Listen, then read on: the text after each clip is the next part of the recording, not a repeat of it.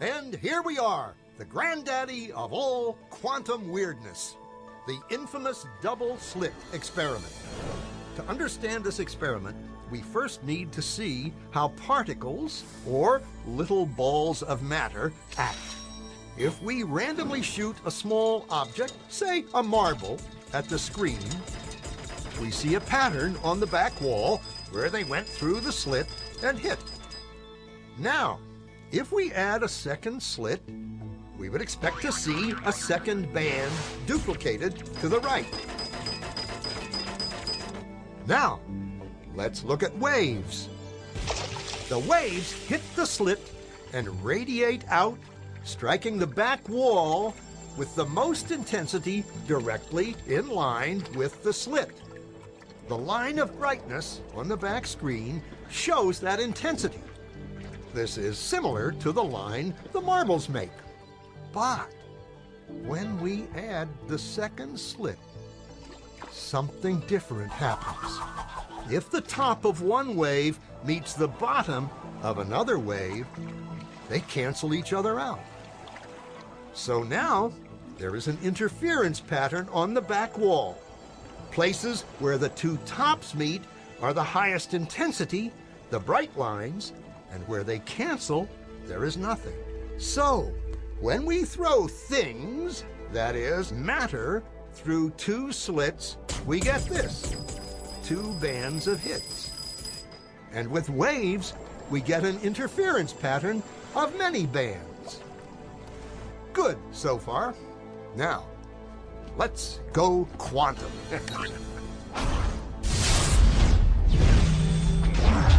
An electron is a tiny, tiny bit of matter, like a tiny marble.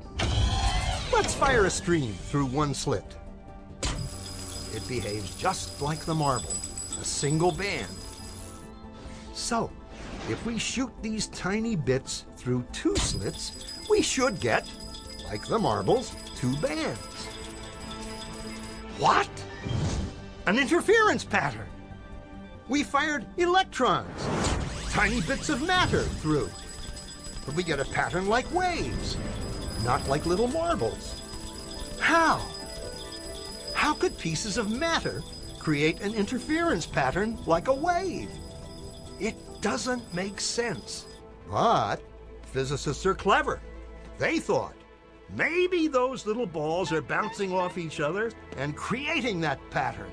So, they decide to shoot electrons through one at a time. There is no way they could interfere with each other. But after an hour of this, the same interference pattern is seen to emerge. The conclusion is inescapable.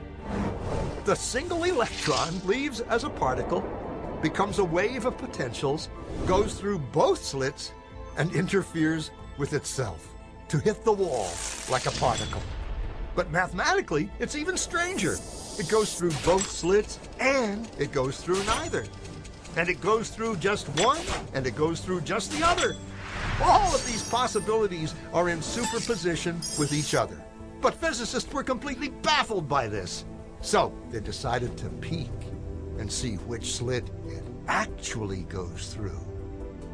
They put a measuring device by one slit to see which one it went through and let it fly. But the quantum world is far more mysterious than they could have imagined. When they observed, the electron went back to behaving like a little marble. It produced a pattern of two bands, not an interference pattern of many. The very act of measuring or observing which slit it went through meant it only went through one, not both. The electron decided to act differently, as though it was aware it was being watched. And it was here that physicists stepped forever into the strange, never-world of quantum events. What is matter? Marbles or waves? And waves of what? And what does an observer have to do with any of this? The observer collapsed the wave function simply by observing.